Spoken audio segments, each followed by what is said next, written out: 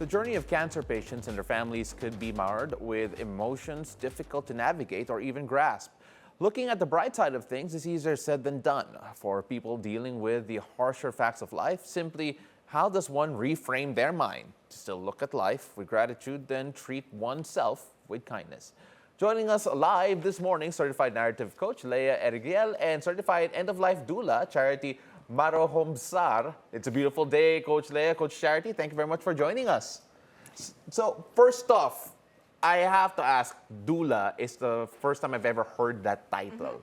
And I was researching about it, and it feels, it's such a, how do I say this? It's such a heartwarming description, but how would you describe what a doula is?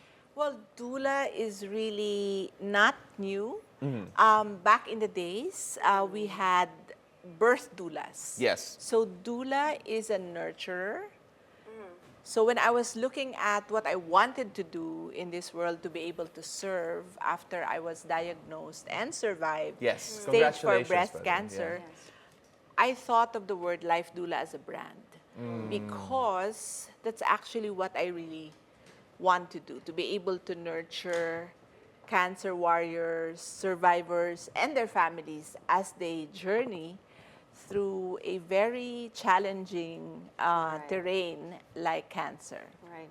And you established a wellness center that offers a holistic approach to healing for cancer patients, right? Can you tell us more about this? What exactly is a holistic approach to healing? Okay.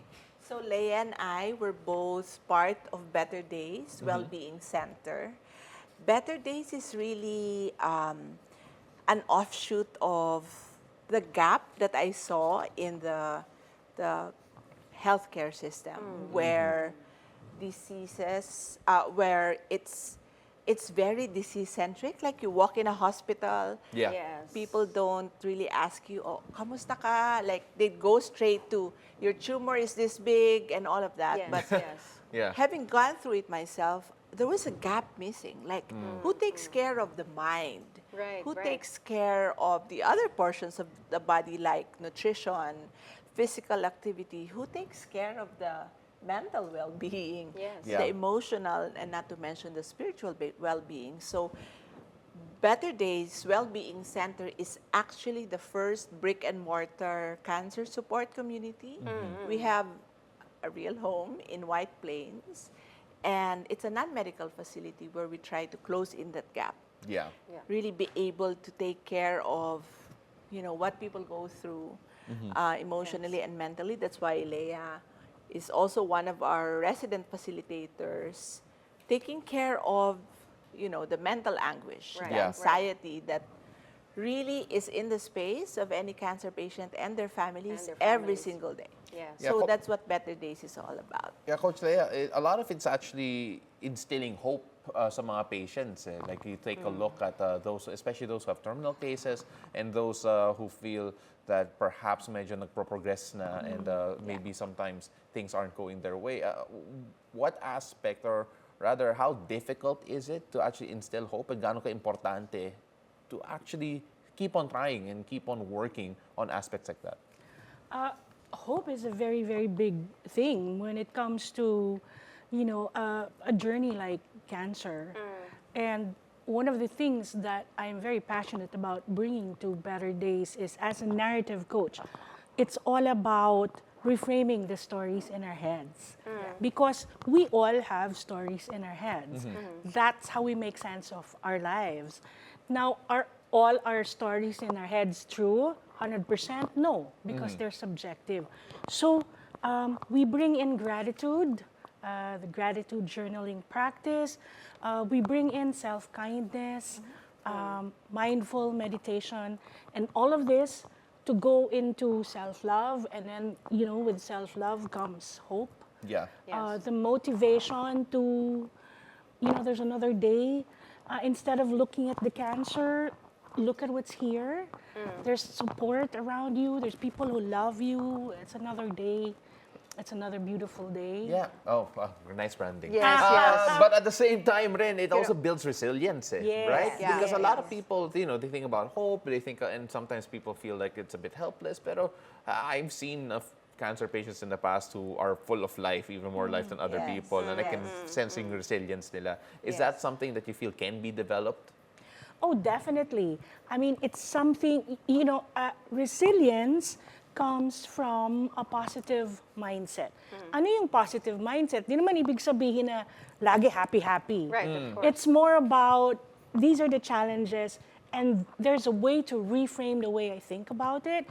And having Charity, I mean, she's a stage 4 cancer survivor. Yeah. And the perfect person to look at someone who had hope and determination, and she wanted to bring that hope and determination into the well-being center. And so I'm, really privileged to be part of it. Now that we are talking about, giving hope, I have a question which might be a little sensitive, but I'm basing it on my experience with my dad, because my dad died of leukemia in 2013, and it was a very long battle with the illness. He even went to the States for treatment. I don't know if you're familiar with MD Anderson, Yes. that cancer facility in Texas. Yes. But he died here when he got back. And we come from a very religious family where when one gets sick, we really pray for healing, and we really hope for complete healing, that we'll get through it and he'll recover, he'll survive and be healthy Yes. again. But there is hope, and there is also being realistic about your prognosis. So my question is, I don't know if it's going to be too sensitive, but how do you bring hope and at the same time balance that with being realistic about your terminal prognosis, not just for the patient, but for the families as well? In better days, we'd like to say hope with wide eyes open, right? Because let's face it, the cancer journey is like a two-fork road. One leads to healing, and one leads to like going home. Right. So what we normally impart is pragmatic hope. Because at some point, we have to be able to say and deliver the news that cure is no longer an option. And this is something that not all patients and families normally ask their doctors. They go through and they go through treatment, but nobody wants to ask the question, is this treatment still for cure? And when cure is no longer an option, we intensify care. Right. And care means sitting down with the patient, having this hard conversation that cure is no longer an option, it's not giving up. We now look into quality of life. Right. So that's a conversation that's very hard. And it's very hard to accept. Yes. Sometimes And for some families, for Yes, some and that's terminally why ill we patients. hold space in better days, not just for patients, but also for their families. For their Right, families. right. So we have programs also for the love givers, the people who take care of them. They also have their needs, and that's part of the program that we offer in better days. Coach Charity, you came from a background, corporate, if I'm not mistaken. Yeah, both of us. Both you of us, came from a yeah. corporate Yes. background, but then obviously you had your diagnosis, stage 4, as you mentioned, and you were able to survive that. We talk about how sometimes yung mga experience natin, they really impact the journey that we're Yes. going to go through. Yes. It's always inevitable. Is there a moment throughout that journey in particular that led you to all of this? Yeah. When I was going through my cancer treatment, I was doing it every week. I was stage 4, so it was a very aggressive treatment. And tambay ako ng ospital, and I realized at that moment that my life will change forever. I realized this appetite to be able to sit with people, really talk to them, going through 8 hours of chemotherapy, being able to really break down what they actually are going through. Yeah. Right. And I had a skip in my walk every time I'm going to see cancer patients, and I realized I was going through it for a reason. So that was what led me. 2 years I was doing cancer coaching with 0 fee, so it was really more of a service. Yes.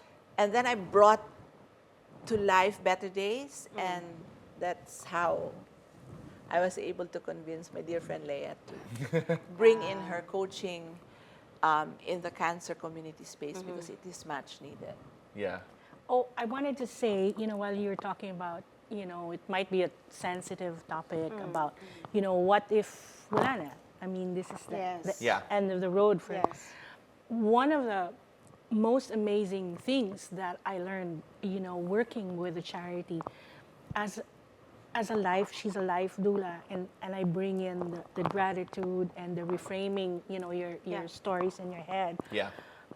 We're able to create experiences at the center where if we know that the person is terminal na, then we do what Charity calls celebration of life. A life celebration. Because sa atin, ang culture natin, we give our testimonials and all our love when the person is gone. Yeah. Yeah. But as a life doula, I have had a beautiful experience of giving a celebratory event to a 13-year-old who had cancer at 4 and may tanning na yung buhay niya. Yeah. It was a beautiful celebration because he was also a painter.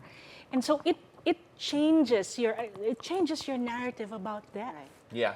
And about saying how much you love this person and how much you celebrate this person while that person is still alive.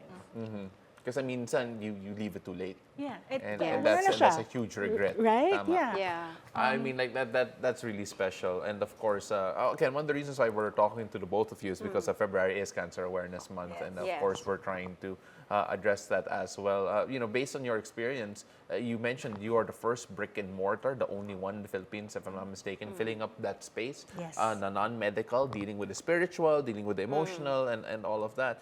Do you feel that that is something that could be expanded on in general, not even just by the both of you, but then in terms of care, because there are quite a few cancer patients in the country? Yes.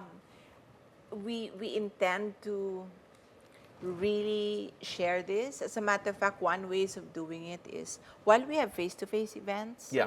we have members from the different parts of the country. So we continue to hold virtual classes. Right. We're also the first cancer community who offers rehabilitation. Like if you're diagnosed, nobody hands you a manual on how to navigate Yeah. through it. Yeah. Yeah, So no, you every just- month, yeah. we have a session that how do you navigate? What do you expect? What's the role that the family Yeah. can give? If you can't give financial support, what other roles can Yes. you do? So we sit down with newly diagnosed patients and really talk about this. We call it the preparing your cancer journey, because when I was diagnosed, I had zero idea of what was going to happen to me. Right. So I was learning on the fly, and I learned that there's no handbook for it. So we made one, and now we're offering it to newly diagnosed cancer patients. You know what? Just talking about this, I'm trying to hold back my tears, because I remember the journey that we had with my dad, and you are talking to a lot of cancer patients and their families. You know what they are going through. How do you remain emotionally present to your patients, to their families, and at the same time protecting your own emotional and mental well-being? Kasi ang hirap di ba? Yeah. Parang madadala ka Yes. with the grief, with the anxiety, with the fear. So it takes a toll also on your own mental health and your own emotional well-being, right? So how do you protect that? How do you take care of yourselves, Yeah. basically? Yeah. We as a community, we're all coaches. Most of us are coaches. So we have learned to be able to distinguish empathy and compassion. Empathy is really getting sucked in the pain of other people. You can still be compassionate and not, get sucked in the pain. Right. So we, like, Leah is also my coach because there are We're the just coach. there are just Yeah. times Yeah. na you need someone to talk to process it. Yes. Yeah, mahirap. Yes. Self-love is very important because you need to continuously nourish yourself. And when a cancer patient dies, there's always guilt, like, have I done enough? Yeah. So loving oneself is also being able to say, I've done everything that I can. That Yeah. was the best that I can do. Absolutely. I So, mean, like, and setting boundaries and all of that. So we have our own routines and rituals. When I want to share, go ahead. I want to share one of the things, tools. We need tools to, on the fly. Yeah. And I want to share to everyone who's watching and going through something, just putting your hand to your heart when you feel messy, when your energies are down. This Yeah. is the scientific equivalent of a hug. Yes. Yeah. So every time you do this, whenever you feel low, it's like you're hugging yourself. Right. And so you do this many, many times a day. And because our bodies tell our stories. So pag mabigat na dito, kailangan mag-connect yung Yeah. body natin. Yeah.